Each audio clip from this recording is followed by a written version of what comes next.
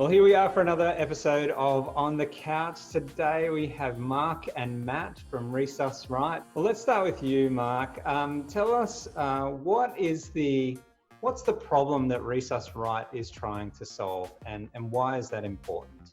Around the world, there's 145 million babies born every year, and 8 million actually require our help to breathe. We do this with a device. It's a simple device. It squeezes a breath of life into a baby who's born not breathing.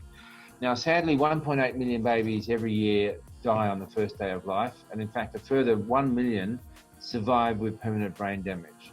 Most of these babies who either die or are disabled, it's preventable. And in fact, the crucial element is to getting resuscitation right, which is getting this little device working well with a good seal around the mouth and nose and getting the volume of each breath just right.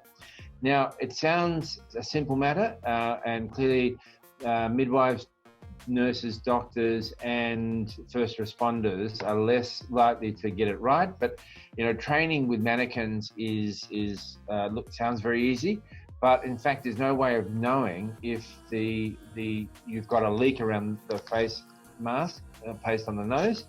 And we've built a device to simply put into the circuit, which is this little thing. It pops onto the system very easily, and is a world first to provide information for the clinician to know what they're doing. But it shows the volume, and it will show how much leak you've got, and on the fly it clues the responder or the nurse or doctor or midwife to get it right. And getting it right is crucial to saving babies, and that's what we're about. Matt, you're the engineer behind this product. What's it taken to get the product to this point?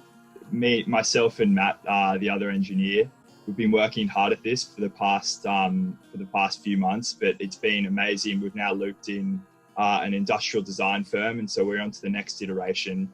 And we've been really working in the field closely with doctors, with midwives, with nurses to ensure that this device is getting them the critical information they need, but it's doing it in a way that's easy to understand, that it's quick, it's portable enough that they can bring it out in that, as you say, life or death situation, and that it's affordable enough that it can be distributed to the places that actually need it most. If you got one piece of advice that you give to another aspiring startup that's wanting to make a big global impact?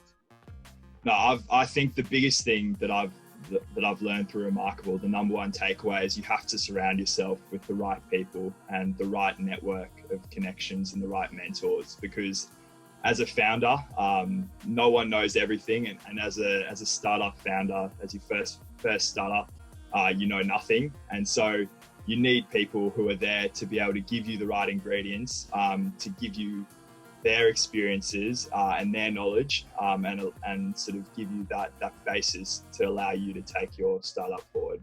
And then let's fast forward 5 years. Where would you hope that ResusRight is in 5 years' time?